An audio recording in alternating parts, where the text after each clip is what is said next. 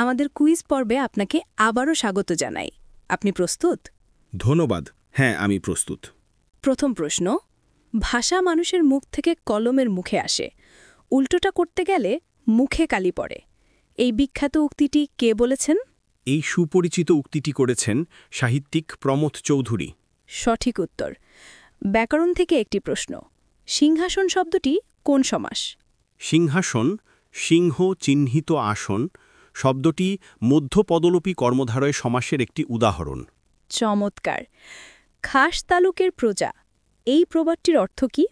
খাস তালুকের প্রজা প্রবাদটির অর্থ হল খুব অনুগত ব্যক্তি।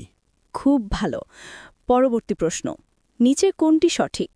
ধরা যাক অপশনে ছিল বিষবৃক্ষ উপন্যাস। দেওয়া অপশনগুলোর মধ্যে বিষবৃক্ষ উপন্যাস এই তথ্যটি সঠিক, কারণ বঙ্কিমচন্দ্র চট্টোপাধ্যায়ের বিষবৃক্ষ একটি বিখ্যাত উপন্যাস। ঠিক। সাধুরীতি শব্দ কোনটি? অপশনগুলোর মধ্যে গ্রহ শব্দটি একটি সাধুরীতির শব্দ। একদম ঠিক। পরবর্তী প্রশ্ন, বেগম রোকেয়ার রচনা কোনটি?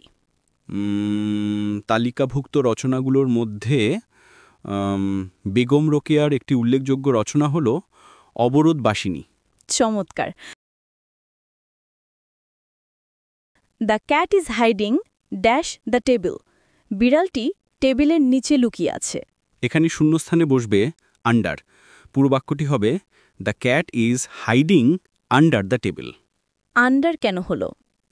আন্ডার মানে নিচে ব্যবহৃত হয় যখন কোনো কিছু অন্য কিছুর সরাসরি নিচে বা তলায় থাকে, অফেন কভার্ড বাই ইট। বিড়ালটি টেবিলের নিচে আছে, তাই আন্ডার বসেছে। খুব ভালো। পরেরটি, সে put the file dash the drawer, সে ফাইলটি ড্রয়ারের ভেতরে রাখল। এখানে সঠিক প্রিপোজিশন হবে into. She put the file into the drawer. Into কেন? ইন নয় কেন? ইন মানে হলো কোনো কিছুর ভেতরে অবস্থান বা পজিশন বোঝায়, আর ইনটু মানে হলো গতিসহ বাইরে থেকে ভিতরে প্রবেশ করা। যেহেতু সে ফাইলটি রাখল, এতে গতি বোঝাচ্ছে এবং ফাইলটি বাইরে থেকে ভেতরে যাচ্ছে, তাই ইনটু সবচেয়ে উপযুক্ত। বুঝতে পারলাম। পরবর্তী বাক্য, he was punished dash his mistake, তাকে তার ভুলের জন্য শাস্তি দেওয়া হয়েছিল। এখানে বসবে for. He was punished for his mistake. For ব্যবহারের কারণ কি? ফর ব্যবহৃত হয় কোনো কিছুর কারণ বা জন্য বোঝাতে। তাকে কেন শাস্তি দেওয়া হয়েছিল? তার ভুলের জন্য। কোনো কাজের কারণ বা বিনিময় বোঝাতে পানিশড ফর, রিওয়ার্ডেড ফর ইত্যাদি বসে। দারুণ। পরেরটি, they arrived dash the station just in time, তারা ঠিক সময়ে স্টেশনে পৌঁছেছিল। এখানে বসবে at. They arrived at the station. At কেন? এটা নিয়ে আগেও কথা হয়েছে, তাই না? হ্যাঁ, অ্যাট ব্যবহৃত হয় কোনো নির্দিষ্ট স্থান, পয়েন্ট বা ছোট জায়গা বোঝাতে। এয়ারপোর্ট মানে বিমানবন্দর, বাস স্টপ মানে বাস স্টপ, বা স্টেশন মানে স্টেশন, এগুলোকে নির্দিষ্ট পয়েন্ট হিসেবে ধরা হয়, তাই এদের আগে অ্যারাইভ অ্যাট বসে। খুব পরিষ্কার। পরের বাক্য, she stayed here dash 2 weeks, সে এখানে 2 সপ্তাহ ছিল। এখানে হবে for. She stayed here for 2 weeks. For কেন?